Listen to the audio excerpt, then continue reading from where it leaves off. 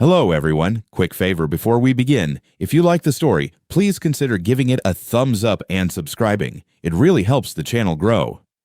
Rule 17. Do not acknowledge movement in the east hallway. Rule 23. If the piano plays, leave the room calmly. There are 42 rules total. I took the position because I needed something quiet. That's what I told myself. I'd been working dispatch for almost 4 years, and the burnout had settled into my bones in that particular way, where you don't realize how bad it is until someone points out you haven't laughed in months. My sister said that, over dinner, and I didn't argue with her, which tells you something about where I was.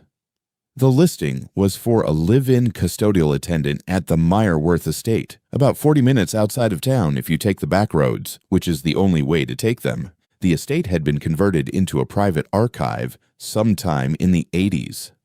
Old documents, musical collections, personal letters from families who donated their histories to the trust. It wasn't a museum. Nobody visited. The job was maintenance, climate monitoring, and overnight presence. That last part was phrased carefully in the listing. Overnight presence, not security, not watchman, presence. I interviewed with a woman named Dolores who ran the trust's administrative office from a building 40 miles away. She was kind, direct, and spoke about the estate the way a veterinarian talks about an aging dog, with affection and a kind of practiced gentleness that suggested something terminal. She told me the last attendant had retired. She said the word retired the way you'd say recovered. The handbook arrived by courier 3 days before I moved in. 42 rules. I remember the weight of the envelope, which is a strange thing to remember, but it was heavier than paper should be. The rules were typed on cream-colored stock, each one numbered, each one phrased simply. Some were mundane. Rule 4 was about checking the dehumidifiers every 6 hours. Rule 11 concerned the exterior lights and which ones to leave on, which ones to leave off, but others were different. Rule 17. Do not acknowledge movement in the east hallway. Rule 23. If the piano plays, leave the room calmly. Rule 31. Between 2 o'clock and 3:40 a.m., do not enter the archive on the second floor for any reason. I read them all. I didn't question them. Not really. That probably sounds strange, but when you've worked dispatch, you learn that rules exist because something happened. You don't always need to know what. Marcus had been the groundskeeper for 11 years. He lived in a cottage at the edge of the property and came into the main house twice a day. Once in the morning, once just before dark. He was in his 60s, former military, and had the particular calm of someone who has decided very precisely what is and isn't worth worrying about. The first week, he walked me through everything, not the rules themselves. He never referenced them by number, but the rhythms of the house. The east wing settles at night, he said once, standing in the main corridor with his hands in his jacket pockets. You'll hear things. Sounds like someone walking, maybe dragging something. You just keep going the other direction. Don't stop. Don't look. It's not difficult once you've done it a few times. He said it the way someone might say, the third step creaks. Just information. The first 3 weeks were uneventful. I developed a routine. Morning checks, afternoon readings, evening walk of the perimeter, then settling into the attendant's quarters by 9. The house was beautiful in a heavy sort of way. Dark wood, tall windows, rooms that held silence like water holds weight. I slept well, actually, better than I had in years. There was something about being the only person in a building that large, a kind of permission to exist without performance. I followed the rules without thinking about them. The piano in the west sitting room never played. The east hallway was still. The second floor archive stayed locked from my side between the designated hours. Then, on night 24, I broke Rule 9. Rule 9. Do not open windows on the ground floor after sundown, regardless of temperature. It was August. The climate system in the south reading room had failed. Just a mechanical issue, a belt or a motor, something I'd already reported, but the room was 31 degrees and climbing, and there were documents in there. 18th century letters in acid-free sleeves that were never meant to endure that kind of heat. I weighed it. I genuinely weighed it. And I opened the window. Just 2 inches. Just enough to let the air move. Nothing happened that night. Not exactly. But I woke at 1:40 in the morning with the feeling that the air pressure in the house had changed. Not a sound, not a temperature shift, a pressure. Like when someone opens a door in a building and you feel it in your ears before you hear it. I lay still for a long time, then went back to sleep. The next evening, Marcus came for his usual check and paused at the south reading room. He looked at the window. Closed now, I'd shut it at dawn. And then he looked at me. He didn't say anything. He adjusted the latch and left. That was worse than if he'd spoken. 4 days later, I heard the piano. I was in the main corridor, walking toward my quarters, and it came from the west sitting room. Not a song, not a melody, just a single note held, then another, then a slow, deliberate climb up the scale, like someone testing the keys, like someone remembering how fingers work. I left, calmly, the way the rule said. I walked to my quarters and closed the door and sat on the edge of my bed and realized my hands were completely steady. That bothered me more than shaking would have. The next morning, I checked the sitting room.